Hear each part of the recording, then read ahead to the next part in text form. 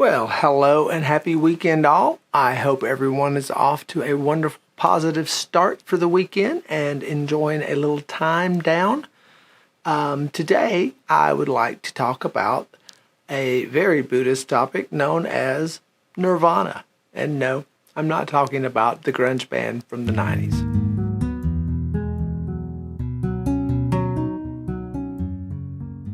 The word nirvana is so used and misused by so many people that I often feel its true meaning is lost.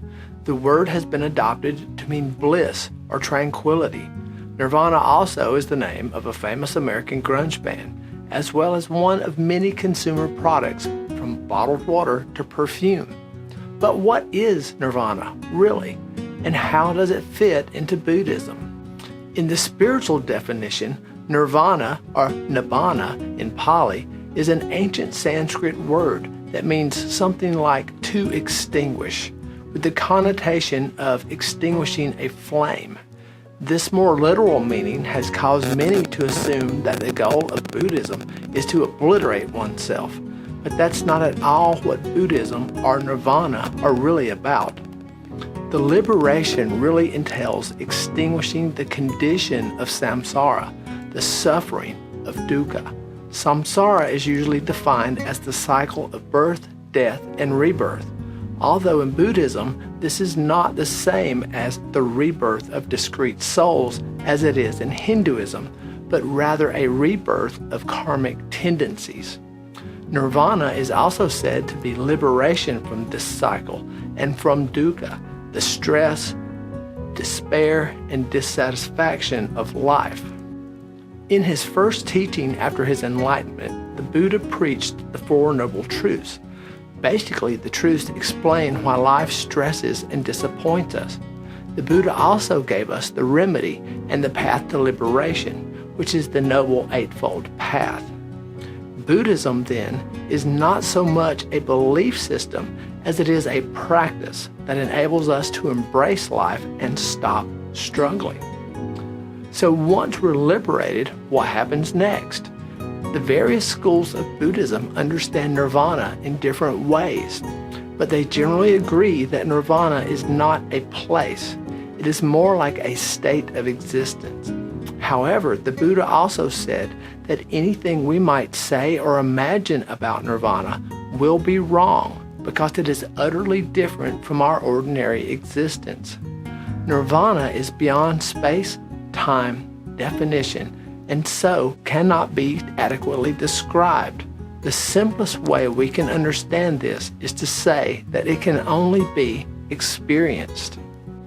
Of course, many generations of Buddhists have imagined nirvana to be a place because the limitations of language give us no other way to talk about this state of being. Many also have mistaken it as a singular state of being or reaching. This too is also not fully true. I say not fully because many ancient texts and teachings describe two types of nirvana. The first is nirvana with remainders. We can compare this to the embers that remain warm after the flames have been extinguished. This describes a living, enlightened being or an arahant. The arahant is still conscious of pleasure and pain, but he or she is no longer bound to them. We could say that this state of being is similar to the Dalai Lama, the Buddha, or anyone who has come to understand their life and actions with others. The second type is parinirvana, which is final or complete nirvana that is entered at death.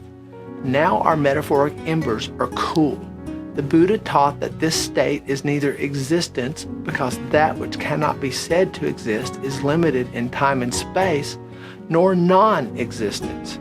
This seeming paradox reflects the difficulty that comes when ordinary language attempts to describe a state of being that is quite indescribable. One distinguishing characteristic left to discuss comes from what some Buddhists have coined as the Thebatastava vow. This is interpreted as those dedicated to the ultimate enlightenment of all beings, and thus choosing not to reach nirvana and remain in the world in assistance to others and their own individual nirvana. In basic lay term, we can say that this vow or choice is very much about living in this world and not leaving it. So in the end, as I have spoken and written before, Buddhism is ultimately about balance and understanding.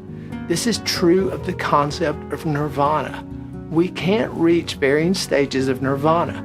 We can indeed become enlightened and honor the values of clarity, grace, and compassion. When we embrace these teachings and honor their values, we create our own humble nirvana for us and others. As always, if you enjoy these teachings or would like to learn more or request a particular topic, please hit that subscribe button, turn your notifications on, and drop me a line in the comments of the subscriber section. And as always, peace and love, Jim.